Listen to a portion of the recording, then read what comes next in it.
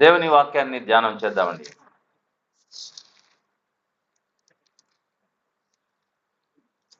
మొన్న కార్తీక్ వాళ్ళ ఇంట్లో ధ్యానం చేసిన అంశాన్ని మరొకసారి ధ్యానం చేయాలని ఒక ఆలోచన కలిగి అదే అంశాన్నే ధ్యానం చేస్తున్నామండి.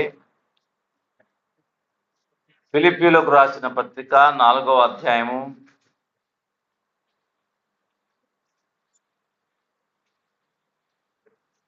4వ వచనం నుంచి 7వ వచనం వరకు మనం చదువుకుందామండి. ఎల్లప్పుడూ ప్రభువునందు ఆనందించుడి, మరలా చెప్పుదును ఆనందించుడి. మీ సహనమును సకల జనులకు తెలియబడనీయుడి. ప్రభువు సమీపముగా ఉన్నాడు. దేని గూర్చి చింతపడుతుంది కానీ ప్రతి విషయములోనూ ప్రార్థన విజ్ఞాపనముల చేత కృతజ్ఞతాపూర్వకముగా మీ విన్నపములు దేవునికి తెలియజేయుడి.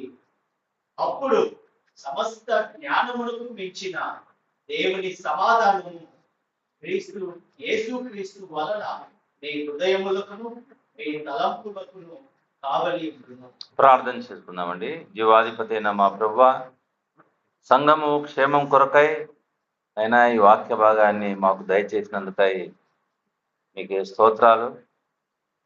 నైనా మీరు వివరిస్తూ ఉంటుండగా మేము కూడా వాక్యానుసారంగా నడుచున్నట్లు మమ్మల్ని బలపరచండి. బలపరిచే మీ కృపను బట్టి మీకు స్తోత్రాలు. దేవా, నన్ను బలపరచు అని యందు నేను సమస్తమును చేయగలనని భక్తుడు తెలియజేసినట్లుగా నైనా ఈ విధంగా ఈ వాక్యం ద్వారా మమ్మల్ని బలపరుస్తున్నాం. ఆ విధంగా మేము జీవించటకు సహాయం చేయమని మా ప్రభువైన యేసుక్రీస్తు నామమున ప్రార్థన చేసి ధ్యానం చేస్తున్నాం తండ్రి, ఆమేన్. ప్రభునందు ప్రియమైనటువంటి వాళ్ళారా, ఫిలిప్పీలకు రాసిన పత్రిక రాసే సమయానికి అపోస్తులుడైన పౌలు గారు చెరసాల్లో ఉన్నాడు. రోమా ప్రభుత్వ అధికారం కింద ఆయన చెరసాల్లో ఉన్నాడు. చెరసాలలో ఉండి ఈ పత్రిక వ్రాయడం మనం చూస్తూ ఉన్నాం. ఆయనను ఎందుకు చెరసాలలో వేశారు అని మనం కొంత ఆలోచన చేస్తే, ఎవరు వేశారు చెరసాలలో? ఎవరు వేసినారు? మనం అనుకుంటా రోమా ప్రభుత్వం వారు వేశారు. ఎందుకు వేశారు? సువార్త ప్రకటన జరగకుండా ఈయన లీడర్గా ఉన్నాడు. ఈయనను లోపల వేసేస్తే ఇంకా మిగిలిన వాళ్ళు ఎవరు? ఇప్పుడు మధ్యప్రాచ్యంలో పాలస్తీనా ప్రాంతంలో యుద్ధం జరుగుతూ ఉంది. ఇశ్రాయేలీయులు వారు ఏం చేస్తున్నారంటే యుద్ధం చేస్తూ ఉన్నారు. వాళ్ళ కాన్సన్ట్రేషన్ అంటే ఎవరి మీద అంటే హిజ్బుల్లా అనే సంస్థ నాయకులను లేపేస్తా ఉన్నారు, నాయకులను చంపేస్తున్నారు. వాళ్ళు ఎక్కడ దక్కున్నా చంపేస్తా ఉన్నారు. ఎందుకు నాయకులను చంపేస్తా ఉన్నారు? నాయకులు పోతే ఆ ఉద్యమము ఆగిపోతుంది. అదే కోవలో పౌలు గారిని కూడా మరి చెరసాలలో వేశారు. చాలా ఈ చెరసాలలో వేసినప్పుడు ఆయన ఏం చేస్తున్నారంటే, మొదటి అధ్యాయము 12వ వచనం చదువుకుందాం. సహోదరులారా, నాకు సంభవించినవి సువార్త మరి ఎక్కువగా ప్రబలమగుటకే సమకూడేనని మీరు తెలుసుకొనగోరుచున్నాను. చూడండి, ఆయనకు సంభవించినటివి సువార్త మరి ఎక్కువగా ప్రబలమవడానికి అంట. వాళ్ళు ఎందుకు వేసినారు జైల్లోనికి? సువార్త ఆగిపోవడానికి. కానీ ఇక్కడ ఏం జరుగుతుందంట? సువార్త మరి ఎక్కువగా ప్రబలమవుతుందంట. ప్రబలము అంటే అర్థం ఏంటంటే వ్యాపించడానికి, ప్రబలము అనే దానికి డిఫరెంట్ ఉంది. బలంగా, ఎంత బలం అంటే ఎంత బలంగా వ్యాపిస్తుందంటే, ఆయనను జైల్లో వేసి ఆయన కావలి ఉన్నవారు, చూడండి చదవండి ఆ మాట, 13వ వచనం. ఎలాగనగా నా బంధకములు క్రీస్తు నిమిత్తమే కలిగినవని ప్రేతోరియమును సేనలోని వారందరికీ తక్కిన వారికందరికీ స్పష్టమాయను.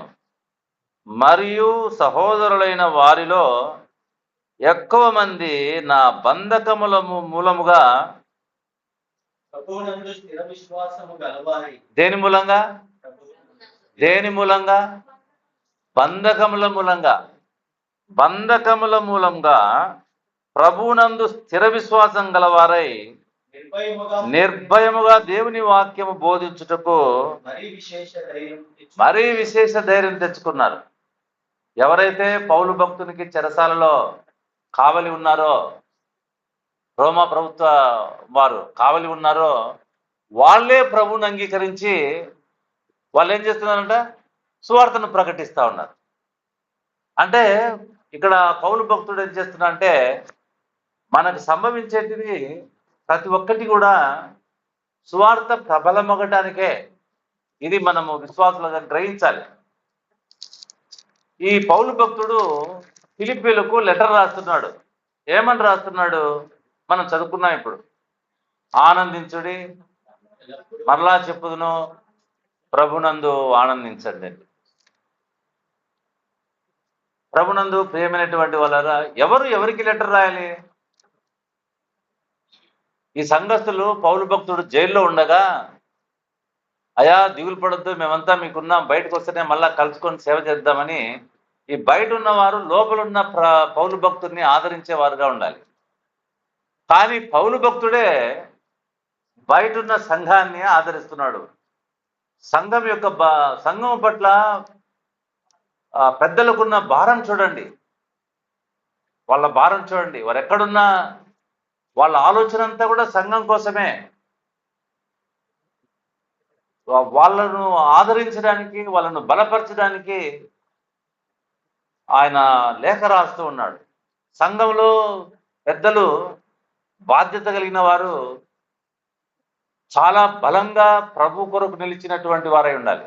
బలం అంటే శారీర దారుఢ్యం కాదు, వాక్యానుసారమైన బలం కలిగి నిలిచిన వారై ఉండాలి. ఎన్నో మన మీద దాడులు జరుగుతాయి, అబద్ధాలు, నిందలు. ఇవన్నీ మా పాస్టర్ చూసుకుంటాడు అనేది తప్పు. సంఘంలో ఉన్న పెద్దలు, అది దేవుని పరిచర్య, నిలిచినటువంటి వారుగా ఉండాలి, సత్యం కొరకు నిలిచిన వారుగా ఉండాలి. కాబట్టి ఆయన చూడండి, పౌలు భక్తుడు బయట ఉన్న వారిని మరి ఆనందించండి, ఎల్లప్పుడూ ప్రతి విషయంలో ప్రభునందు ఆనందించుడి, మరలా చెప్పుదును, ప్రభునందు ఆనందించండి అని మాట్లాడుతున్నాడు. అంటే వాళ్ళంతా చాలా దుఃఖంలో ఉన్నట్టుగా మనం కనబడుతుంది. ఏ విషయంలో వాళ్ళు దుఃఖంగా ఉన్నారు? అయ్యో మా నాయకుడిని చెరసాలలో వేసినారు, మేము ఎట్లా అన్న ఒక దుఃఖంలో వారు ఉండిండవచ్చును. పరిచర్య ఎట్లా జరుగుతుంది అని వారు ఆలోచన చేస్తుండవచ్చును. అయితే ఇక్కడ మనం గమనించినప్పుడు పౌలు భక్తుని చెరసాలలో వేసిన సువార్త ఆగిపోలేదు. సంఘ కార్యాలు ఆగిపోవండి. ఒకరు మానివేస్తే ఇంకొకరు ఆ పరిచయం చేస్తారు. అయితే ఇంకొకరిని వచ్చినందుకు వెళ్ళిపోయినది తప్పు, మాది రైట్ కాబట్టి దేవుడు మాకు ఒకరిని ఇచ్చినాడు అనడానికి వీల్లేదు. ఇది సంఘం ఆయనది, ఆయన ఎవరిని నియమించుకుంటాడో వారి ద్వారా పరిచర్య జరగాలి. ఆ తప్ప రైట్ అనేది ఆ సహోదరులు చూసుకోవాలి, వేరే వాళ్ళు కాదు. మాకు ఆయన వెళ్తేనే ఇంకొక ఆయన వచ్చినాడు కాబట్టి మేమే సరైన వాళ్ళము దేవుని యందు అని మనం చెప్పడానికి ఏమాత్రం వీల్లేదండి. అది సంఘము ఆయనది కాబట్టి ఆయన ఆ సమయానికి ఎవరిని నియమించాలో. పౌలు భక్తుడు జైల్లో ఉన్నాడు, వెంటనే వీళ్ళు ఏం చేసినారు? వీళ్ళు నిర్భయంగా దేవుని వాక్యాన్ని ప్రకటించడానికి వారు ముందుకు వచ్చినారు. సంఘ కార్యాలు ఆగవు. అందుకనే సంఘంలో మనందరికీ సమయం ఉండగానే, అవకాశం ఉండగానే మనం సంఘ పరిచర్య చేసేవారుగా ఉండాలి. వినిపోయేవారుగానే కాదు, సంఘంలో పరిచర్య చేసేవారుగా ఉండాలి. ప్రతిదీ పరిచర్యనే. ఎంత సులభమైన పరిచర్య అయినా దానికి తగిన బహుమానాన్ని మన శరీరంలో అవయవాలు ఉన్నాయి. అన్ని అవయవాలు పని కలిగి ఉన్నాయి. అన్ని అవయవాలు పని కలిగి ఉన్నాయని చెప్పడానికి ఆధారం ఏమిరా అంటే, చిటికిన వేల్లో చిటికిన వేల్లో ఒక గోరు పోయింది అనుకోండి, ఏదో రాయి తట్టుకోనేమో, ఎట్లుంటది? నడవగలుగుతావా? అప్పుడు తెలుస్తుంది ఆ అవయవం యొక్క విలువ. మనమేమే ఆ అవయవాన్ని పెద్ద పట్టించుకోం. అంటే ప్రతిదీ కూడా శరీర భాగంలో విలువైనవే. అలాగున సంఘంలో మనమందరం కూడా ఒక ప్రణాళిక చొప్పుననే మనలను శరీరంగా ఏర్పాటు చేస్తాం. ఎవరు గొప్ప కాదు, ఎవరు తక్కువ కాదు, అందరూ శరీరంలో పని కలిగినటువంటి వారమే. ఈ దృక్పథం కలిగి మనం సంఘంలో పనిచేసేవారుగా ఉండాలి. అవయవాలు ఎప్పుడు పోట్లాడుకోలేదు. ఒకదానికొకటి ఎప్పుడు విరుద్ధంగా, ఈ కన్ను ఒక రాగున, ఏం నువ్వు ఈ పక్క చూస్తుంటే నువ్వు ఆ పక్క చూడకుండా ఆ పక్క చూస్తావే అని అవయవాలు ఎప్పుడు పోట్లాడుకోలేదు. అదే చేతులు ఎప్పుడు నసుక్కోలేదు, కాళ్ళు ఎప్పుడు నసుక్కోలేదు. నేను ఇట్లా పోవాలనుకుంటున్నాను, నువ్వేం ఇట్లా పోతున్నావని కొట్లాడుకోలేదు. శరీరాన్ని గూర్చి ఎవరైతే మంచి అవగాహన కలిగి ఉంటారో వాళ్ళు సంఘాన్ని గూర్చి మంచి అవగాహన కలిగి ఉంటారు. వెంటనే అబద్ధాలు చెప్పడం, వెంటనే చాడీలు చెప్పడం, వెంటనే ఇవన్నీ మంచిది కాదు. రాత్రి అవే ధ్యానం చేసినాం. ప్రియులారా, మనం పరిచర్యలో పాలిభాగస్థులమై ఉన్నాం. సహోదరులు కావచ్చును, సహోదరులు కావచ్చు. ఒక్కసారైనా ఒక్క పూటైనా ఆ సువార్త పరిచర్యలో మనం పాలిభాగస్తులుగా ఉందాం. నాయనా, నన్ను రక్షించినావు, నేను సువార్తకు వెళ్తున్నాను, నన్ను బలపరచు. అంతకంటే భాగ్యం, సువార్త లోకంలో సువార్త చెప్పడం కంటే భాగ్యము ఇంకొకటి లేదండి. ఏ పనైనా కానీ అన్నిటికంటే మించిన భాగ్యం సువార్త ప్రకటించడమే. కాబట్టి ప్రియులారా, సంఘము ఆ పరిచర్యను కలిగినటువంటి వారమై ఉందాం. వీళ్ళను దుఃఖంలో ఉండగా వారిని పౌలు భక్తుడు లెటర్ రాస్తూ ప్రభునందు ఆనందించుడి. ఈ మాటలు మనం ఏం చేస్తా ఉంటామంటే, జనరల్గా ఎవరైనా దుఃఖంలో ఉంటే, ఎవరైనా కష్టంలో ఉంటే వారి ఇంటికి వెళ్ళి ఈ వాక్యం చెప్తాం, ఆనందించండి ఆనందించండి. మేము ఆనందించండి అని చెప్తేనే మీకు ఆనందం వస్తుందా? ఎట్లా చెప్పండి. మేము వచ్చి మీ ఇంట్లో చెప్తాం ఆనందించండి, ప్రభునందు ఆనందించండి అని, మీకు వెంటనే ఆనందం వస్తుందా? ఇదేం మాయమంత్రాలు కాదు ఇవి. ఈ మాట చెప్తేనే, ఈ ఉచ్చరిస్తేనే మీకేదో ఒకటి ఎఫెక్ట్ కలగడానికి. ఇవన్నీ ఏమైపోయిందంటే చాలా సంఘాల్లో, చాలా క్రైస్తవ కుటుంబాల్లో ఊరికే పేరుకు మాట్లాడుకునే వాక్యాలుగా తయారైపోయినాయి. పేరుకు రాయబడింది కదమ్మా, ఆనందించండి, ప్రభువుని ఆనందించండి. చెప్పే వాళ్లకు ప్రాక్టికాలిటీ లేదు. చెప్పే వాళ్లకు ప్రాక్టికాలిటీ లేకపోతే వినేవాళ్ళు దాన్ని ఎట్లా ప్రాక్టీస్ చేస్తారు? ఊరికే వాక్యంగానే ఉంటుంది, అది మన జీవితంలో కార్యరూపం దాల్సింది. ఎందుకు, ఎట్లా ఆనందించాలా? కష్టంలో ఉన్నావు, నువ్వు చాలా ఇరుకులో ఉన్నావు, ఇబ్బందిలో ఉన్నావు, నేను ఆనందించమ్మా అని చెప్తా, నీకు ఆనందం సాధ్యమవుతుందా? సాధ్యం కాదు. మరి నేను ఎందుకు చెప్పాలా మాట అంటే, నేనేం చేస్తున్నానంటే, నువ్వు నా దగ్గరికి వచ్చినావు, ఏదో ఒకటి చెప్పాలా, అయిపోయాడు, వదిలించుకోవాలా, రైట్ అమ్మా, పోయారమ్మా, వందనాలమ్మా, ఏం ప్రయోజనం? అవునా కదా? ఇట్లా అనేకమైన వాక్యాలు మన జీవితాల్లో నిర్వీర్యమైపోతున్నాయి, నిరర్ధకమవుతున్నాయి.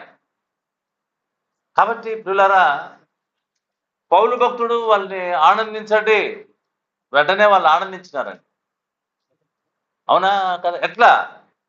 ఎట్లా ఆనందిస్తా ఉన్నారు వాళ్ళు? ప్రభునందు ఆనందించండి, ప్రభునందు ఆనందించండి. ఎన్ని పరిస్థితులు, ఎన్ని సమస్యలు ఉన్నా, ఏ పరిస్థితులు ఉన్నా ప్రభునందు ఆనందించండి అన్నటువంటి సందర్భాన్ని పౌలు భక్తుడు చెప్తూ ఉన్నాడు. మీ సహనమును సకల జనులకు తెలియబడినయుడి, ప్రభు సమీపంగా ఉన్నాడు, దేనిని గూర్చి చింతపడబడి. పాత నిబంధన గ్రంథంలో 10 ఆజ్ఞలు ఉన్నాయి. 9 ఆజ్ఞలు పాటించి ఒక ఆజ్ఞ మీరితే ఏమవుతుంది? ఆ 9 ఆజ్ఞలు పాటించినా ప్రయోజనం లేదు. ఒక్కటి మీరిపోయినా 10 ఆజ్ఞలు మీరిపోయినట్లే. ఒక్క ఆజ్ఞను మీరిపోయినా 10 ఆజ్ఞలు కూడా మనం మీరిపోయినట్టే దోషులం అవుతాం, శిక్షకు పాత్రలం అవుతాం కదా. అట్లనే పౌలు భక్తుడు తన పత్రికలో ఇది ఒక అడ్వైజ్ గా రాయలేదు, నేను మీకు ఒక అడ్వైజ్ ఇస్తున్నాను ఆనందించండి, ఒక అడ్వైజ్ కాదు ఇది. ఇదేంది? ఇది ఒక ఆజ్ఞ. అర్థమవుతుందండి? ఇదేంది? ఇది ఒక ఆజ్ఞ. ఆ 10 ఆజ్ఞల్లో ఒకడు సరిగా చేయకపోతే ఎట్లా దోషో, ఈ ఆజ్ఞను పాటించకపోతే దోషి. మనం అనేక మార్లు ప్రార్థన చేస్తున్నాం, ప్రభువా నేను ఆమెను మనసులో తిట్టుకున్నాను, నేను ఈ వారం మందిరానికి రాలేదు, వాళ్ళతో కొట్లాడినాను, మా బంధువులు ఇట్లా, కాబట్టి నేను పాపం చేసినాను, నన్ను క్షమించు అని మనము ప్రతిరోజు ఈ ప్రార్థనలు కలిగి ఉంటాం కదా. మనకు తెలియని వాస్తవం ఒకటి ఏమంటే, ప్రతిరోజు వాక్యాన్ని మీరిపోతున్నాం. ప్రభువా నేను వాక్యాన్ని మీరుతున్నాను, మీరకోకుండా నాకు సహాయం చేసి నన్ను క్షమించు అని ప్రార్థన చేసే వాళ్ళు లేరండి. వాక్యాన్ని మీరిపోయినాను ప్రభువా నన్ను క్షమించు అని ప్రార్థన చేసే వాళ్ళు లేరండి. వేరే విషయాలు ప్రార్థన చేస్తున్నారు, నాకు అన్యాయం జరిగింది, నాకు రావాల ప్రభువా అని ప్రార్థన చేసేవాళ్ళు ఉన్నారు. కానీ ప్రభువా నీ విన్న వాక్యాన్ని నేను మీరిపోయినాను, నన్ను క్షమించు అని ప్రార్థన చేసేటోళ్ళు ఎంతమంది ఉన్నారు చెప్పండి. మనకు తెలియకుండా చాప కింద నీరులా మనకు అవగాహన లేకుండా ఉన్నాయి మాటలు. మనము వాక్యాన్ని మీరిన వెంటనే మనం ప్రార్థన చేసేవారుగా ఉండాలి, లేకపోతే నష్టం. ఇప్పుడు ఉదాహరణకు ట్రాఫిక్లో మనం వెళ్తూ ఉంటాం, ఒక చోట ఆగుము అని ఉంటుంది, మనమేం చేస్తాం? ఆగుతామా? ఎవరు లేరు కదా అని పాస్ అయిపోతాం. కానీ అక్కడ ఏం రాయబడింది? ఒక కానిస్టేబుల్ వచ్చి పట్టుకున్నాడు ఆ డ్రైవర్ను. ఏమయ్యా ఆడ బోర్డు చూడలేదా నువ్వు? నేను చూసినాను ఆ బోర్డును. ఏమని రాసిందా ఆ బోర్డులో? ఆగుము అని. నువ్వేం చేసినావు? లేదు సార్ నేను చూసినాను, నేను స్లో చేసినాను అంటే, ఆగుము అన్నది వేరు, స్లో చేయడము వేరు. ఏమండి? నువ్వు ఆగలేదు, ఎవరు లేరు, అది నీకు నీ విషయం కాదు, నువ్వు ఇంత ఫైన్ కట్టు, అవునా కదా? ఆగలేదండి, దానికే ఫైన్ కట్టాల్సి వస్తే ఈ వాక్యాన్ని విని మితిమీరేవారు, అధిగమించేవారు అపరాధులు కాదా? దాని కొరకు మనము ప్రభును వేడుకోవద్దా? క్షమించడు ప్రభు అని. అందుకని ఇక్కడ రాయబడింది ఒక ఆజ్ఞ ఏమరా అంటే, దేనిని గూర్చి మీరు చింతపడకండి, దేనిని గూర్చి మీరు చింతపడద్దండి. ప్రభునందు పిల్లరా, ఎల్లప్పుడూ ప్రభునందు ఆనందించుడి, మరలా చెప్పుదును ఆనందించుడి, మీ సహనమును సకల జనులకు తెలియబడనీయుడి, మీ సహనమును సకల జనులకు తెలియబడనీయుడి. ఎప్పుడు ఆనందం మనకు వస్తుందంటే పిల్లరా, ఎప్పుడు ఆనందం వస్తుందంటే, పౌలు భక్తుడు చెప్తున్నాడు, ఏమని చెప్తున్నాడంటే, నాకు ఈ విషయాలన్నీ జరిగినాయి. ఎందుకు జరిగినాయి? సువార్త ప్రబలమగడానికే జరిగినాయి. కాబట్టి నేనేం చేస్తున్నాను? ఆనందిస్తా ఉన్నాను. నాకు ఎందుకు ఇది జరిగిందో తెలుసు కాబట్టి నేనేం చేస్తున్నాను? అది తెలియకపోతే ఏం ప్రభువా నీ ఇంత సేవ చేస్తే నన్ను పోయి జైల్లోకి వేసేసినావని మనం దుఃఖపడే వాళ్ళం. అందుకే అంటున్నాడు, నాకు సంభవించినవి సువార్త మరి ఎక్కువగా ప్రబలమగటికే సంభవించినాయని నాకు తెలుసు. అంటే దీన్ని బట్టి మన వ్యక్తిగత జీవితాల్లో, మన కుటుంబంలో ఏది కూడా మన అనుమతి లేకుండా జరగదండి. దేవుని అనుమతి లేకుండా మనకు జరగదండి. దీనికి ఆధారం ఎట్లా? అంటే యూదా పత్రిక 1వ వచనం చూడండి. యూదా పత్రిక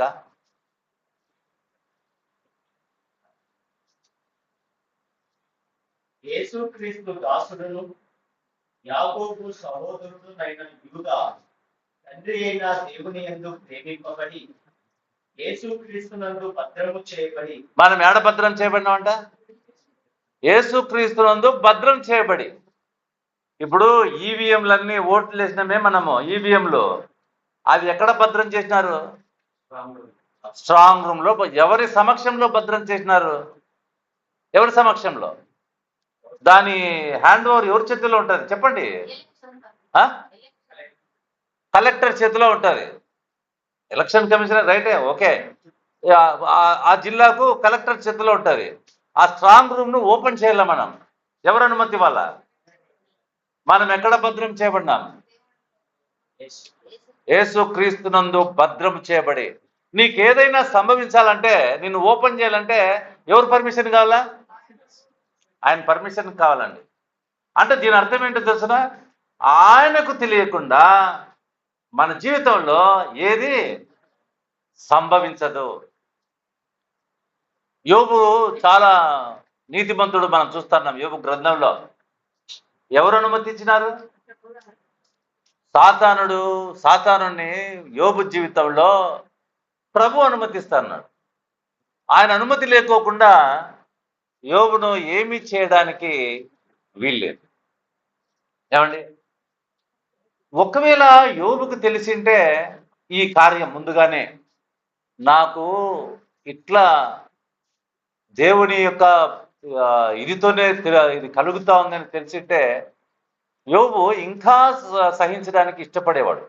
అంటే ఆయన సహించలేదని కాదు, నా మాట తప్పుగా అర్థం చేసుకోకండి. మన జీవితంలో అనుమతింపబడే ప్రతిదీ కూడా ప్రభు ద్వారా అనుమతింపబడతా ఉందని మనం గ్రహించిన వారమైతే మనకేముంటది? ఆనందం ఉంటుంది. అది తెలియకపోతే ఏముండదు.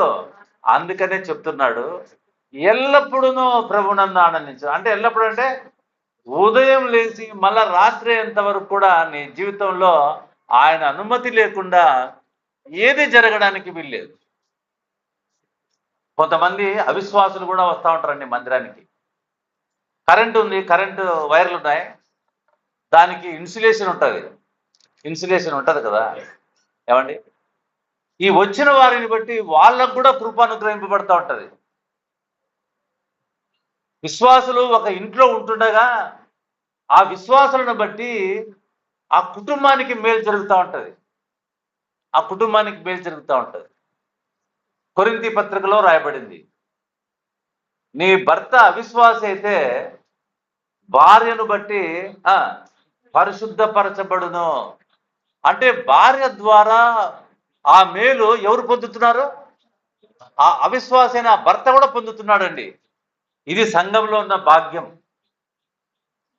భార్య అవిశ్వాసులైతే భర్తను బట్టి పరిశుద్ధపరచబడుతుంది. అవిశ్వాసురాలేమే భర్తను బట్టి మందిరానికి వస్తా ఉంది, కూర్చుంటాంది, పోతా ఉంది. కానీ ఆమె ఏమవుతుందంట? అంటే సంఘంలో ఉన్న భాగ్యం. లేకపోతే మీ పిల్లలు అపవిత్రులుగా ఉంటారని రాయబడింది. అంటే జరిగే ప్రతిదీ కూడా ప్రభు వలనే మనకు అనుమతించబడతాను. ఈ విషయం తెలిస్తే మనం అంటే ఆయన మహిమ కొరకై ఇవన్నీ జరుగుతున్నాయి. ఇంకా ఒక మాట చెప్తా. లాజరు జబ్బుతో పడినాడు, వర్తమానం పంపించినారు. ఎక్కడికి? ప్రభు దగ్గరికి పంపించినారు. పంపిస్తేనే ప్రభు ఏమని చెప్పినాడంటే, ఇది లాజరు మరణం కొరకు వచ్చిన వ్యాధి కాదు. ఏం వ్యాధి కాదంట? లాజరు మరణం కొరకు వచ్చిన వ్యాధి కాదు, కానీ దాని వలన దేవుని కుమారుడు మహిమపరచబడలాగున ఈ వ్యాధి వచ్చింది అని రాయబడి. వాళ్ళు ఏం చేసి ఉండాలా? సంతోషించాలా, దుఃఖపడాలనా? చెప్పాలా గట్టిగా? కానీ వాళ్ళు దుఃఖపడుతున్నారు. చాలా మంచి క్లియర్ ఆన్సర్, జవాబు క్లియర్గా ఉంది. అది ఆయన మరణం కోసం కాదమ్మంటే అర్థం ఏంటి? ఆయన మరణం కాడు అని. కానీ వాళ్ళకి తెలియక వాళ్ళు దుఃఖంలో ఉన్నారు. మనకు కూడా వాక్యం తెలియక అనేక మార్లు దుఃఖపడతా ఉన్నాం. వాక్యం తెలియకనే వాళ్ళు అర్థం చేసుకోలేకపోయినారు. ఆ దుఃఖపడే వాళ్ళని బట్టే ప్రభు దుఃఖపడవలసి వచ్చింది. అర్థమవుతుందండి? వాళ్ళు ప్రభు అక్కడికి వచ్చేటప్పటికి వాళ్ళు ఏం చేసేసినారు? ఆ బాడీని పాతి పెట్టేసినారు. వాళ్ళు ఏం చేసి ఉండాలా? కానీ వాళ్ళు ఏం చేయలేదు, వాళ్ళు అర్థం చేసుకోలే, పాతి పెట్టేసినారు. అరే, మరణం కోసం కాదంట దేవుని కుమారుడు దాని వలన అంటే ప్రభు మరణ పునరుద్ధానాన్ని ఆ కుటుంబం ద్వారా అక్కడున్న వాళ్లకు దేవుడు తెలియపరచాలనే ఉద్దేశం కలిగి ఆ లాజరును వాడుకుంటుంటే వాళ్ళకు ఆనందం కలగలనా, దుఃఖం కలగలనా? కానీ వాళ్ళు ఏం కలుగుతున్నారు? వాళ్ళకు అర్థం కాకనే. అందుకనే వాక్యము ఉన్నది ఉన్నట్లుగా మనం వినేవారై ఉండాలి, ధ్యానం చేసేవారై ఉండాలి. ఏదో తాత్కాలికంగా ఇదిగో నీకు ఇది జరిగిపోతా ఉంది, అది జరుగుతా ఉంది, ఎక్కడున్నాడు, ఇవన్నీ చెప్పడం ద్వారా ఒకవేళ తాత్కాలికంగా నీ ఉత్తేజం పొందవచ్చునేమో, కానీ అవి ప్రభునందు స్థిరంగా నిలవబడ్డానికి ఏమాత్రం పనికిరావు. జాగ్రత్త. కొంతమంది చాలా హ్యాపీగా ఉంటారు, ఎప్పుడో తెలిసిన, ఎప్పుడంటే ఏదో మ్యూజికల్స్ ఇన్స్ట్రుమెంట్స్ అన్ని ప్లే చేస్తా ఉంటే, పాటలు పాడుతూ ఉంటే, గాలిలో చేతులు ఊపుతుంటే ఆ సీన్ చాలా చూడడానికి చాలా బాగుంటుంది, కళ్ళతో చూడడానికి. అటువంటి వాటిని కొంతమంది కొంతసేపు గడపాలని ఇష్టపడతారు. మళ్ళీ బయటికి పోయి ఎప్పుడైతే ఆ మ్యూజికల్ ఇన్స్ట్రుమెంట్స్ ఆఫ్ చేస్తామో వాళ్ళు ఏమవుతారు? చూడండి, ఒక చిన్న, అంటే నేను గేలి చేస్తూ ఈ మాట చెప్పడం లేదు. ఇప్పుడు మ్యూజికల్ ప్లే చేస్తూ ఉంటారు, కొంతమంది ఊగిపోతూ ఉంటారు. మీరు ఎవరైనా వెళ్ళి సడన్ గా ఆయన స్టాప్ చేయమనండి, వాళ్ళు ఆయన స్టాప్ చేస్తే మిగతా వాళ్ళందరూ ఏమవుతారు? అంటే ఆ ఊపు దేని ద్వారా? ఈ మ్యూజికల్ ద్వారానా, ప్రభువును బట్టే? ప్రభు వాక్యం తెలిసిన వాళ్ళు జీవితంలో ఆనందంగా ఉంటారండి. జీవితంలో ఆనందం లేని వాళ్ళు కొంతసేపు మందిరంలో పాటల వల్ల భలే పాడతారప్ప, ఆ పాటలు ఎప్పుడు ఇట్లే వినబుద్ధి అవుతుంటది, ఆ పాటలు ఆ టోన్ను మాత్రం వాళ్ళు ఆస్వాదిస్తూ ఉంటారు, కానీ అందులో ఉన్న వాక్య సత్యాన్ని వాళ్ళు ఆస్వాదించడం వాళ్ళు ఉండరు. కొంతమందికి ఇష్టం వాకింగ్ చేసుకుంటా చెవుల్లో పెట్టుకొని నడుస్తూ ఉంటారు. ఎందుకు? ఆ వాకింగ్కు సహకరించడానికి, అందులో మాధుర్యాన్ని కనుగొనడానికి కాదు. సరే, మంచిది. ప్రభునందు పిల్లరా, మనం ఈ వాక్యాన్ని ధ్యానం చేస్తుండగా మనము ఆనందించడం నేర్చుకున్నాం. ఎల్లప్పుడూ ఎప్పుడైతే అప్పుడు నీ జీవితంలో ఇది జరుగుతూ ఉంది, దీన్ని ప్రభు అనుమతించి ప్రభు మహిమార్థమై వాడుకోబోతున్నాడు అని తెలిపి చెప్పినప్పుడు వాళ్ళు ఏం చేస్తారు? ఎంత కష్టాన్నైనా ప్రభు కొరకు భరించడానికి వారు ఇష్టపడతారు. అప్పుడు వారికి ఆనందం. ఏం తెలియకోకుండా ఆనందించమ్మా, ఆనందించు, నాకు ఉద్యోగం రాలే, ఆనందించమ్మా, నాకు ఆరోగ్యం బాలేదు, ఆనందించమ్మా, ఈ మాటలు పనికిరావు. నీకు ఉద్యోగం రాకపోవడం కూడా దేవుని ప్రణాళికలో భాగమే. నీ ఆరోగ్యం బాగాకపోవడం కూడా దేవుని ప్రణాళికలో భాగమే. పౌలు భక్తుడు చాలా ఇబ్బంది పడుతున్నాడు ఒక ముళ్ళు ద్వారా. సాతాను దూతగా దేవుని అనుమతితో ఉంటున్నాడు. ఆయన ఏం చేస్తున్నాడంటే ముళ్ళును భరించలేకపోయాడు. 3 మార్లు ప్రార్థన చేసినాడు. ఏమని? ప్రభువా, నాకు ఈ ముళ్ళు తీసే ప్రభువా, చాలా ఆటంకంగా ఉంది అని. ప్రభు ఏమన్నాడు? సరే తీసేస్తానన్నాడా? ఏమన్నాడు? అందుకు పౌలు ఏమన్నాడు? లేదు ప్రభువా, నాకు ఎట్లా చేసి ముళ్ళు తీసేయన్నాడా? ఏమన్నాడు? ప్రభువా, నా జీవితాంతం ఆ ముళ్ళు అట్లే ఉండాల. చూడండి ఆ మాట 2వ కొరింథీయులకు రాసిన పత్రికలో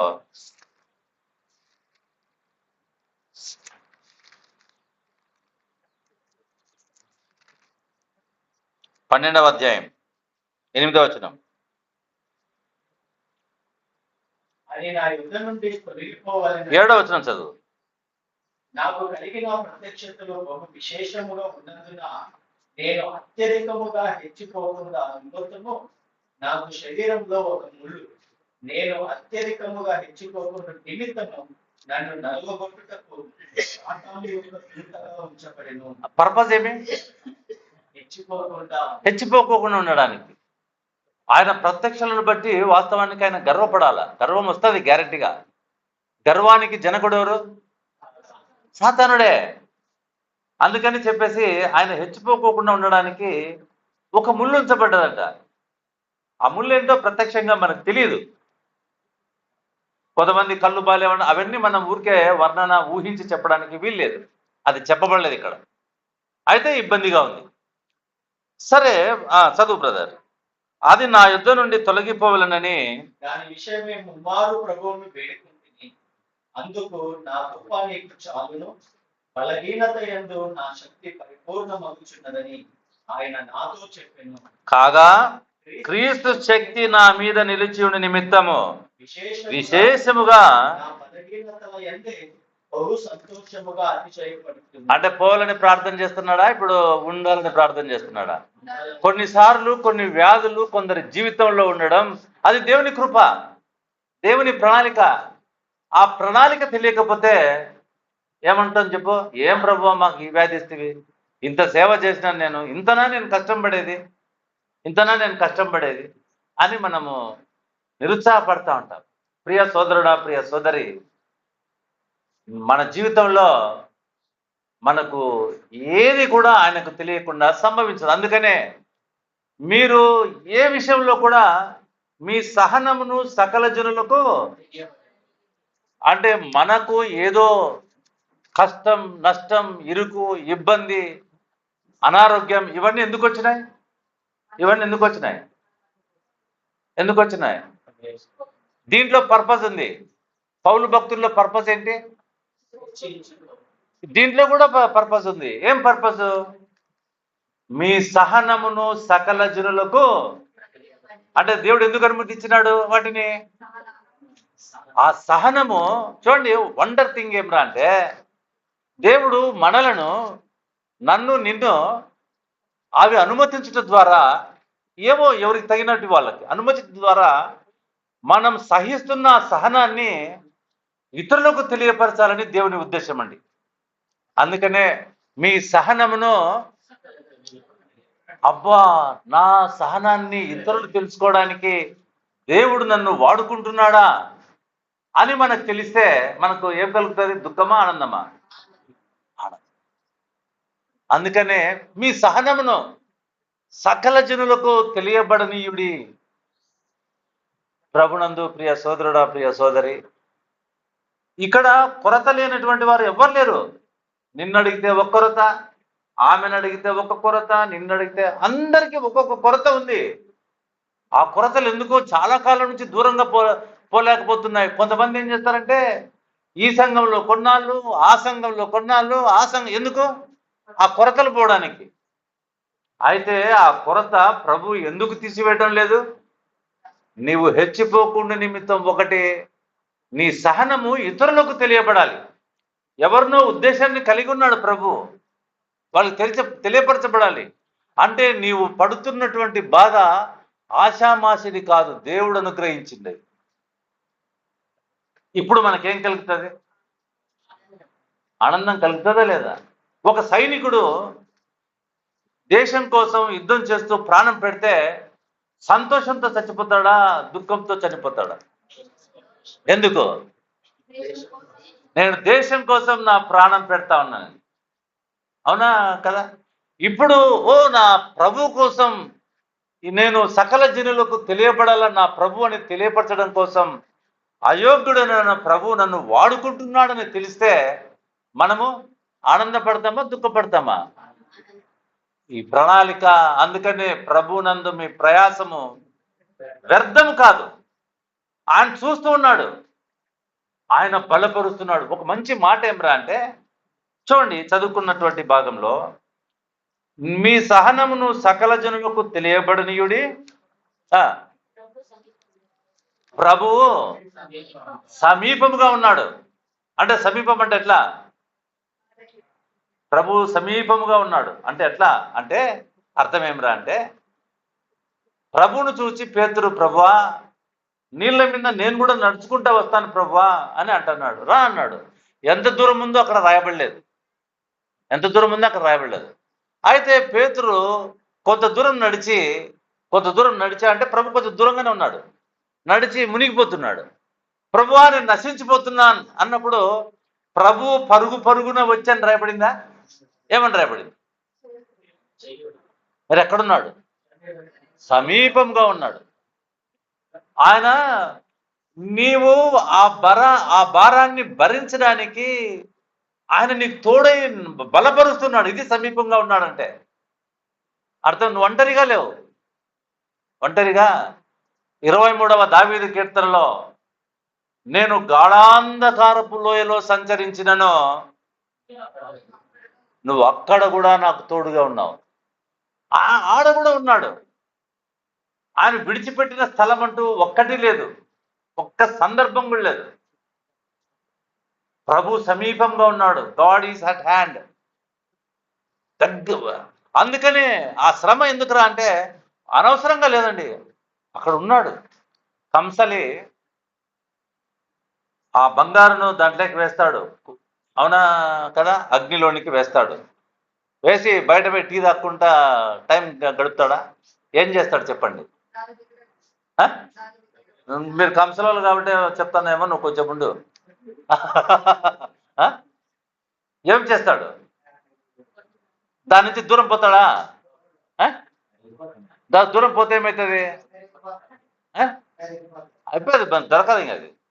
అక్కడే ఉంటాడు. ఎంతవరకు ఉంటాడు? ఎంతవరకు ఉంటాడు? ఎంతవరకు ఉంటాడు? ఇప్పుడు చెప్పమ్మా. నేను చెప్తాను ఎంతవరకు. నేనే మంచి కంసాలి మీకంటే. ఎంతవరకు ఉంటాడంటే ఆయన బొమ్మ ఆ కరిగి దాంట్లో కనపడేంత వరకు. ఆ కరిగిన ఆ నీరుగా ఉంటుందో దాంట్లో ఏం కనపడాలా? ఆయన బొమ్మ కనపడాలి, ఆయన ముఖం కనపడాలి. దాంట్లో కనపడలేదంటే అర్థమేమి? ఇంకా దాంట్లో మలినం ఉందని అర్థం. పక్కకు పోడండి. అట్లనే ప్రభునందు పిల్లరా, మనల్ని కూడా ఈ మాటలు మనకు ఆనందం కలిగించటం లేదా? ఈ మాటలు ధైర్యాన్ని పుట్టించటం లేదా? చెప్పండి.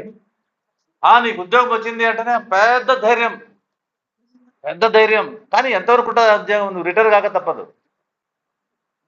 అవునా కదా? అయితే ప్రభు నడిపింపు, ప్రభు తోడు శాశ్వతం. ఈ మాటలు మనకు ధైర్యాన్ని, ప్రభునందు కొనసాగడానికి ఇష్టం పుట్టించటం లేదా? అందుకనే పౌలు భక్తుడు అంటున్నాడు, ఆయన జైల్లో వేసినారు, ఆయన దుఃఖపడడం లే. కారణం ఏంటి? నా ద్వారా దేవుడు సువార్త ఎక్కువ, నేను బయట ఉంటేనే తక్కువ అయ్యేది, నేను ఏడుండాలా? సువార్త అది చదువు అన్నమాట. ఫిలిప్పీ పత్రికలో 1వ అధ్యాయం. మరియు సహోదరులైన వారిలో ఎక్కువ మంది నా బంధకముల మూలముగా ప్రభువునందు స్థిర విశ్వాసము గలవారై నిర్భయముగా దేవుని వాక్యము బోధించుటకు మరీ విశేష 12వ వచనం, సహోదరులారా నాకు సంభవించినవి సువార్త మరీ ఎక్కువగా ప్రబలమగుటకే. చూడండి, నేను బయట ఉంటే తక్కువే, లోపల ఉంటే ఇది గ్రహించినాడు. అందుకనే ఆయన ఆనందపడుతున్నాడు. ఇప్పుడు చెప్పండి, రోమా ప్రభుత్వం వారు జైల్లోకి వేసినారా? ఎవరు వేసినారు జైల్లోకి? ప్రభువే. ఆయన అనుమతి లేకోకుండా మనం ఎక్కడ ఉన్నామండి? మీ తల వెంట్రుకలు లెక్కింపబడినాయి. ప్రభు సమీపంగా ఉన్నాడు. దేనిని గూర్చి చింతపడకుడి. ఈ మాట దేనిని గురించి చింతపడకుడు అంటే త్వరగానే ముగిస్తా. మత్తయి రాసిన సువార్తలో ఆకాశ పక్షులు చూడండి, ఆ విత్తవు, కోయవు, పొట్టల్లో కూర్చుకున్నవు, దేవుడు వాటిని పోషిస్తున్నాడు కదా. వాటికంటే మీరు శ్రేష్ఠులు. వాటన్నిటిని ఎవరు పోషిస్తున్నారు?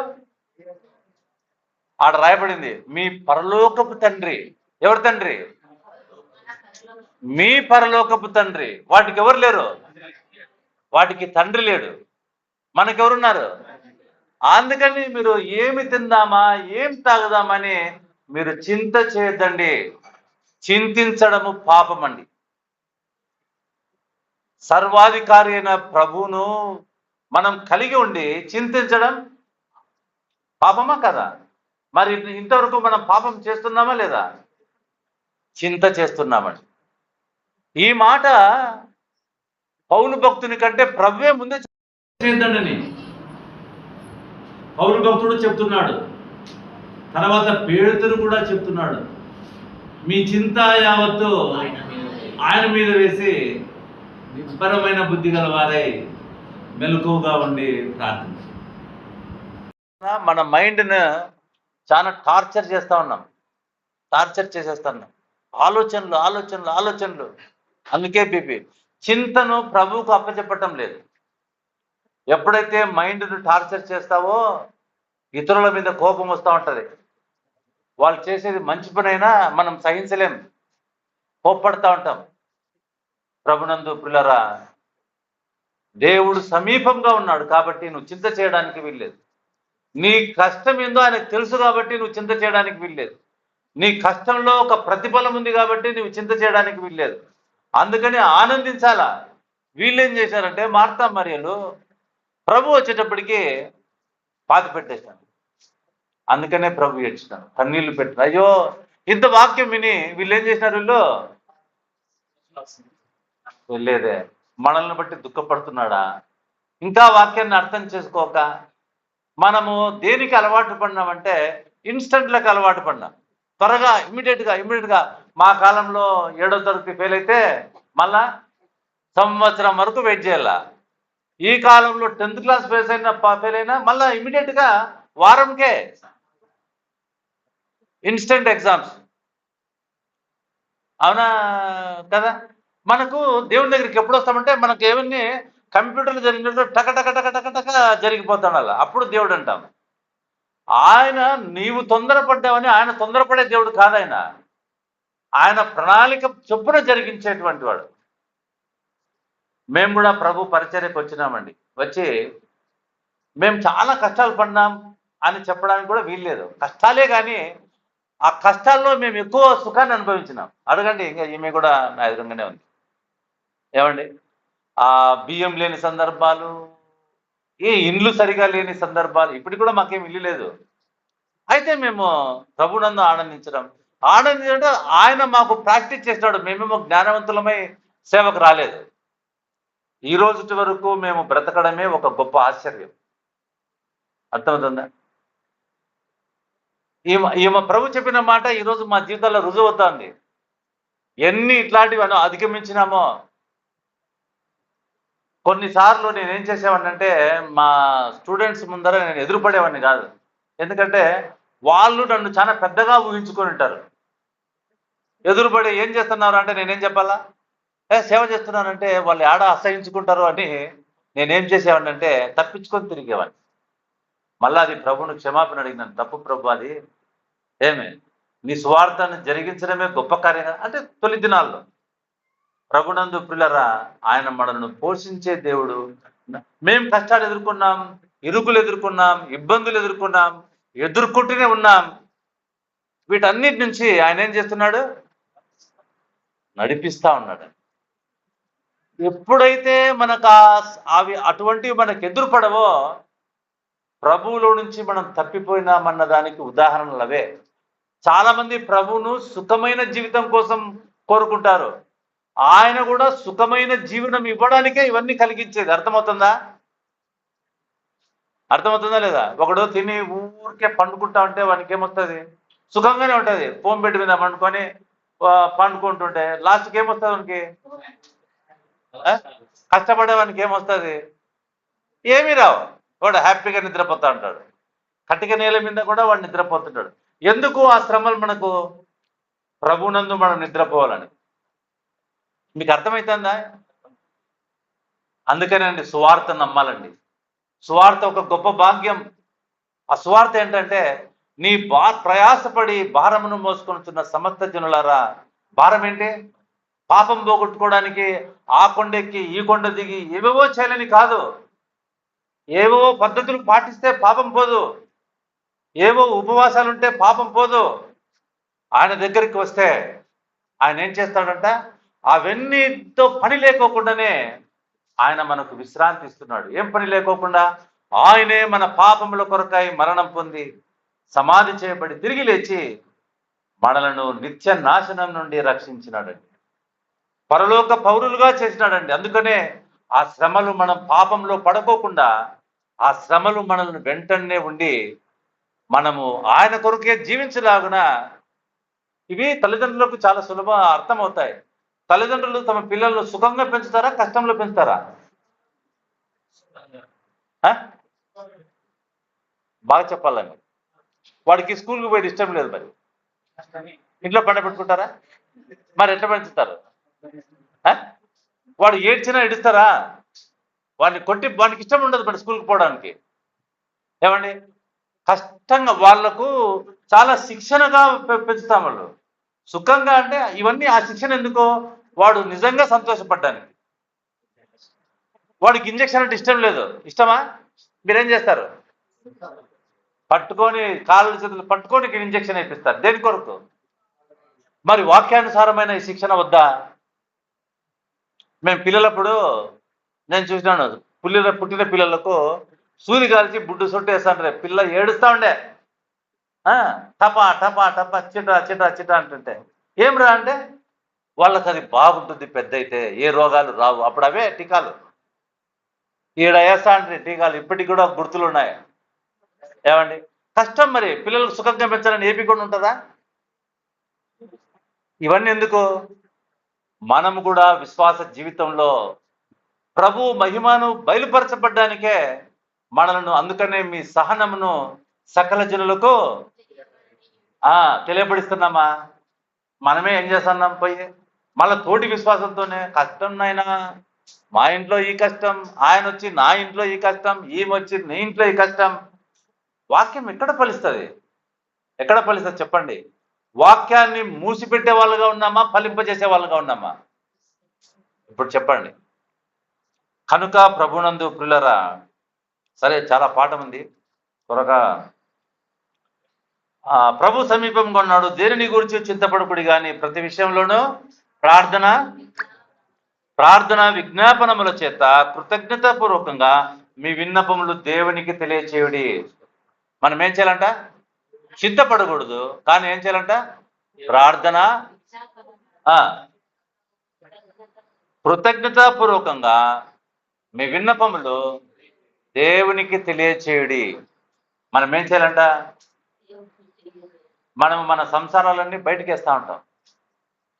ఎవరన్నా ఒకరు మన దగ్గరకు వచ్చే లోపల అన్నీ వాళ్ళకే చెప్తా ఉంటాం. అది చాలా తప్పు, పాపం. ఎవరితో మాట్లాడాలా మనము? ఆయనతో మాట్లాడాలా. చెప్పవలసినవి చెప్పుకోవచ్చును, లేనిపోనివన్నీ ఇతరులకు చెప్పరాదు. వాళ్ళు ఏమీ చేయలేరు. నాకు చెప్పినా నేనేమి చేయలేను. చేయగలిగిన వాడెవరు? అందుకనే దేనిని గురించి చింతపడకుడి. కానీ కొంతమంది ఏం చేస్తారంటే సేవకు ఇళ్ళకు పోయే లోపల వాక్యము తెలుసుకోవడానికి మాట్లాడరు, కానీ వాళ్ళు ఏం చేస్తూ ఉంటారు? వాళ్ళ పర్సనల్ జీవితాలన్నీ వాళ్ళు బయట. ఇది మోసం, ఇది సాతాను యొక్క దాన్ని ఏమంటారు తంత్రం. ఆయన మీకు వాక్యం చెప్పలేడు, మళ్ళా ఆయన ఏం చేస్తాడు? ఆయన కూడా లోకానుసారంగా చింతించాడా ఆలోచన చేయడానికి పూనుకుంటాడు. ఆలోచన చేయండి పిల్లరా, మన సంసార జీవితాలు ప్రభువుకు మాత్రమే తెలిసి ఉండాలి. వారు ఎంత పెద్ద సేవకులైనా సరే వేరే వారికి తెలియచేయడానికి వీల్లేదు. నా భర్త ఇట్లా, నా భార్య ఇట్లా, వాటన్నిటి కోసం మీరు ప్రార్థన చేయండి. మీకు అవి ఏమన్నా ఉంటే సంఘ పెద్దలు ఉన్నారు, వాళ్ళకి వచ్చి అయా మా ఇంట్లో అసమాధానంగా ఉన్నాం, ప్రార్థన చేయండి, అంత మాత్రమే చాలు. మిగిలిన వాటి విషయాల్లో మనము సేవకులు కూడా లోతుగా వెళ్ళడానికి వీల్లేదు. అది కూడా సాతాను తంత్రమే. అది కూడా సాతాను తంత్రమే. ఏమండి, అబ్షాలోముకు ఎంట్రుకలు చాలా అందంగా ఉన్నాయి, చాలా పెద్దగా ఉన్నాయి. ఆయన గర్వపడేవాడు అబ్షాలోం. ఆ ఎంట్రుకలు ఏమైనా చెప్పండి? చిక్కుకున్నాడు, చనిపోయినాడండి. కొన్నిసార్లు సులువుగా చిక్కులు పెడతాయండి, జాగ్రత్త. ప్రార్థన విజ్ఞాపనముల చేత కృతజ్ఞతాపూర్వకంగా మీ విన్నపములో దేవునికి తెలియచేయుడి. ప్రార్థన విజ్ఞాపనముల చేత. ఒకసారి త్వరగా ముగించడానికి ప్రయత్నం చేద్దాం. ప్రభు సహాయం చేయడానికి మీరు కోరుకోండి, లేకపోతే ఇట్లే 2 గంటల వరకు కూర్చుంటారు. పౌలు శీలలు జైల్లో పడ్డారు, బాగా దెబ్బలు తిన్నారు. దెబ్బలు తిని ఒక అమ్మాయిని స్వస్థపరిచినందుకు జైల్లోకి వేసినారు. బాగా కొట్టి బట్టలన్నీ పెరిగి వేసి జైల్లో వేసినారు. చాలా గాయాలు ఉన్నాయి వాళ్ళకి. వాళ్ళు రాత్రంతా ఏం చేస్తున్నారు? పాటలు పాడచ్చు. అంటే అర్థమేమే? ప్రభు ఆ పాటలు పాడడం అంటే దేవునికి స్తోత్రం చేస్తున్నారు వాళ్ళు. ఎందుకు స్తోత్రం చేస్తున్నారు? ప్రభువా, నీవు మా పాపముల కొరకై గాయములు పొందినావన్న వాస్తవాన్ని మా జీవితంలో మేము గ్రహిస్తున్నాం. అర్థమవుతుందా? నీ ప్రభువు నీ కొరకు అవమానాన్ని భరించినాడు అని నీ జీవితంలో నువ్వు ఎరిగి ఉంటే వేరే వాళ్ళు చేసే అవమానాన్ని నువ్వు లెక్క చేయవు. నీ ప్రభువు నీ పాపం కొరకు భరించినాడని నువ్వు ఎరిగి ఉంటే ఇంకొకసారి నువ్వు పాపం చేయవు. ఊరికే ప్రభువా నా పాపం కోసం నువ్వు చనిపోయినా ఊరికి చెప్పడం కాదు, ప్రాక్టికాలిటీ మన జీవితంలో ఉండాలండి. కాబట్టి వారు ఏం చేస్తున్నారంటే దేవుని స్తుతిస్తున్నారు, కీర్తిస్తున్నారు. ప్రభువా వాళ్ళకు ఆనందం అయిపోయింది, నీ కొరకునైనా మేము దెబ్బలు తిని ఇక్కడ సువార్త చేయడానికి మాకు అవకాశం కలిగించినావు, నీకు స్తోత్రం. మనమైతే ఏం చేసేవాళ్ళం తెలుసా? ప్రభువా నీ సేవకు వచ్చినాం, ప్రార్థన చేసుకొని మాకేం జరుగుతుంది, ఇక్కడ దెబ్బలు పడతాండా, ఇదేమి దైవత్వం ప్రభు అని మనం ప్రశ్నించే వాళ్ళం. వాళ్ళు ఏం చేస్తున్నారు? నీకున్న స్థితిని బట్టి నువ్వేం చేయాలా? దేవునికి కృతజ్ఞత చేయాల. దేవునికి ప్రభువా నన్ను ఈ స్థితిలో పెట్టినందుకు నీకు కృతజ్ఞత చెల్లిస్తున్నాను. ఇది నిజమైన విశ్వాసం, ఇది నిజమైన సేవకత్వం. మనమేం చేస్తా అన్నాం? కొరతలో పడి దేవుణ్ణి పదే పదే విసిగిస్తున్నాం. విసిగిస్తున్నామా లేదా? యాడ మా దేవుడు జోక్యమే చేసుకోవడం లేదు. సరే, వాళ్ళు పాటలు పాడుతూ ఉన్నారు, ఏమండి కీర్తనలు పాడుతున్నారు, అవునా కదా? కీర్తనలు పాడుతున్నారు, ప్రార్థనలు చేస్తా ఉన్నారు.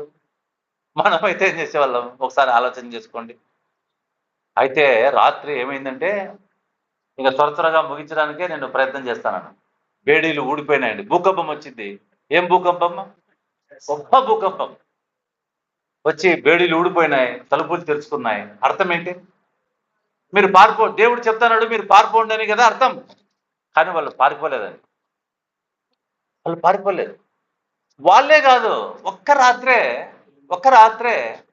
ఆ రాత్రే ఎన్నో ఏళ్ళుగా జైల్లో ఉన్న ఖైదీలు కూడా పారిపోలేదండి. వాళ్ళు ఏం చేసిండి? అలా అబ్బో నువ్వు ఉంటే ఉంటున్నాయనా మేము పోతామని పోయిందిలే కదా, వాళ్ళు కూడా పోలేదండి. అంటే సువార్తలో ఉన్న శక్తి గ్రహించండి. మాకెవరు కుటుంబాలు వదిలిపెట్టి మేము చాలా కాలం అయిపోయింది మేము పారిపోతామని వాళ్ళు పారిపోలేదండి. వారితో కూడా అంటే దేవుని స్తుతించడంలో వారు సత్యాన్ని గ్రహించినారు. అమ్మో ఎవరైనా గాయాలు పొంది వాళ్ళ దేవుని దూషించాలా? కానీ ఎంత సత్యమైతే వీళ్ళు దేవుణ్ణి స్తుతిస్తూ ఉన్నారు. శరీరం కోసం కాదు వీళ్ళు ప్రయాసపడేది, పరలోకం కోసము, ఇతరుల కోసం రక్షణ కొరకు ప్రయాసపడుతున్నారని వారు గ్రహించి వారందరూ నిలిచి ఉన్నారండి. అధికారి వచ్చినాడు, జైలు అధికారి, పొడుచుకోపోయిన వాళ్ళందరూ పారిపోయినారని. అప్పుడు పౌలు ఏమన్నాడు? అయ్యా మమ్మల్ని కొట్టినావు కదా నువ్వు, దేవుడే నీకు శిక్ష ఇచ్చినాడు, పొడుచుకో అన్నాడా? లేదు నువ్వు పొడుచుకోవద్దు, మేమందరము ఇక్కడనే ఉన్నాం. జైలు అధికారి రక్షింపబడ్డాడు, వాళ్ళందరూ రక్షింపబడ్డారండి. అవునా? అదేనండి ప్రార్థన విజ్ఞాపనల ద్వారా. అంటే ఆ కార్యము దేవుడు వారి రక్షణ కొరకై వారిని జైల్లో ఉంచాడండి. అవునా? సువార్త జరిగే స్థలం ఏది? గొప్ప గొప్ప మీటింగ్లు కట్టుకుంటేది కాదండి. వీళ్ళు జైల్లో రక్షింపబడినారు. దొంగ ఎక్కడ రక్షింపబడినాడు?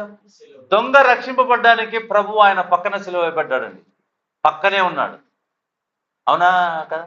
ప్రార్థన విజ్ఞాపనముల చేత కృతజ్ఞత మనం వాళ్ళు ఆ జైల్లో పడినందుకు కృతజ్ఞత చెప్తా ఉన్నారు. వాళ్ళు నీవు నేను మనము కృతజ్ఞతాపూర్వకంగా ప్రభువా నన్ను రక్షించుకున్నావు, ఇదిగో ఈరోజు జీవించే జీవితం నీదేనైనా అని మనం కృతజ్ఞత కలిగి ఉన్నాం. ఆ తర్వాత అప్పుడు సమస్త జ్ఞానములకు మెచ్చిన దేవుని సమాధానము యేసుక్రీస్తు వలన మీ హృదయములకును మీ తలంపులకును కావలి ఉంటుంది. అప్పుడు సమస్త జ్ఞానానికి మించిన దేవుని సమాధానం.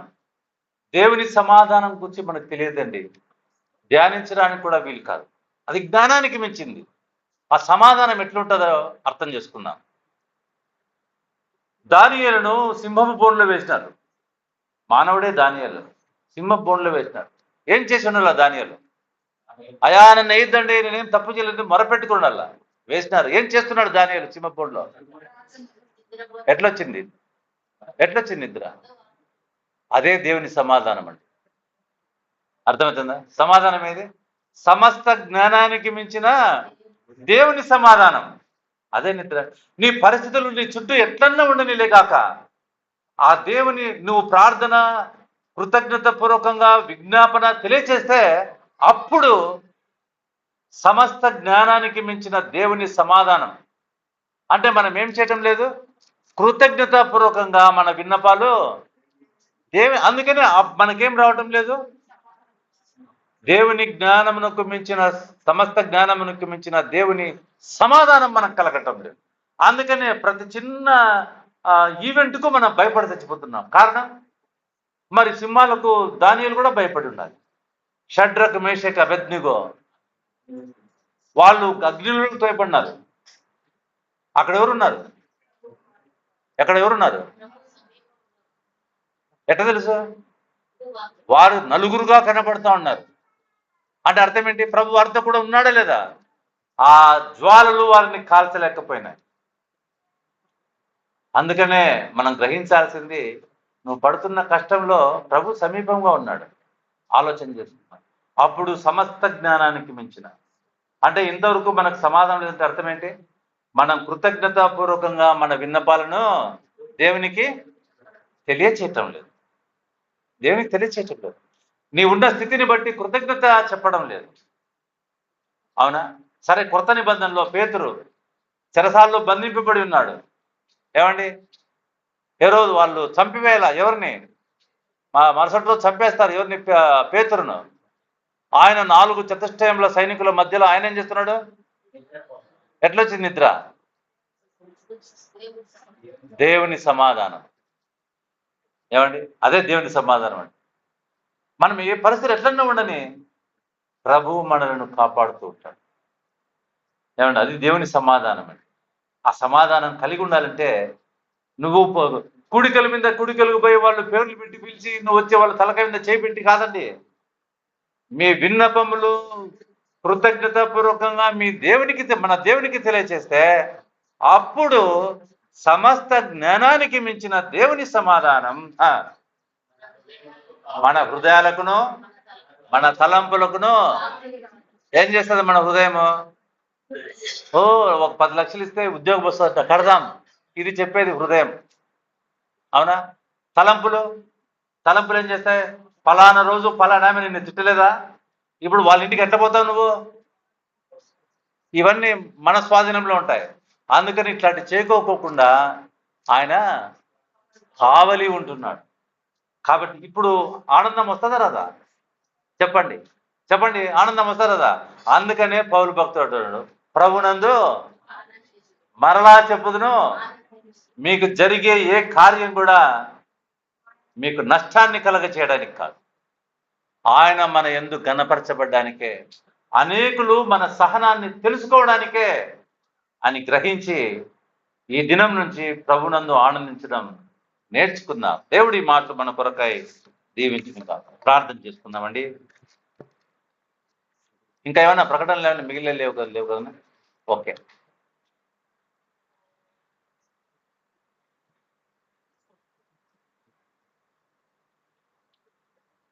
ఏమండి, ఈ వారము గురువారము ప్రార్థన ఉంటుంది కదా ఇక్కడ.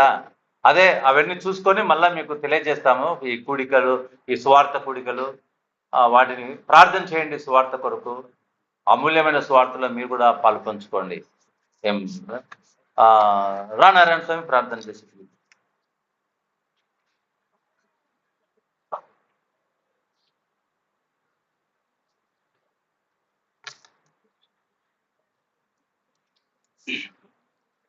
విన్న వాక్యం బట్టి మనం ప్రార్థన చేసుకుందామండి. జీవాధిపతిమైన మా ప్రభువా, మీ పరిశుద్ధమైన నామానికి స్తోత్రములు నాయన తండ్రి. ప్రభువా, నాయన తండ్రి, మీ దాసులు నిలవబెట్టి నాయన తండ్రి ప్రభువా, మీ లేఖనములు ఉన్న మాటలు, మీ అమూల్యమైన మాటలు నాయన తండ్రి మాకు తెలియపరిచినందుకు స్తోత్రములు నాయన తండ్రి ప్రభువా.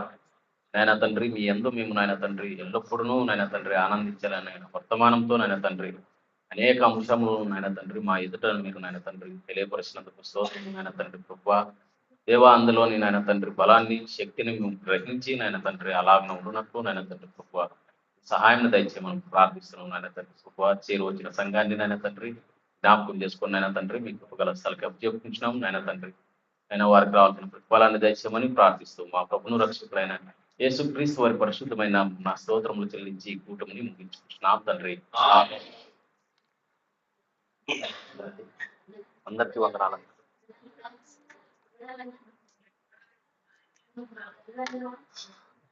ఆ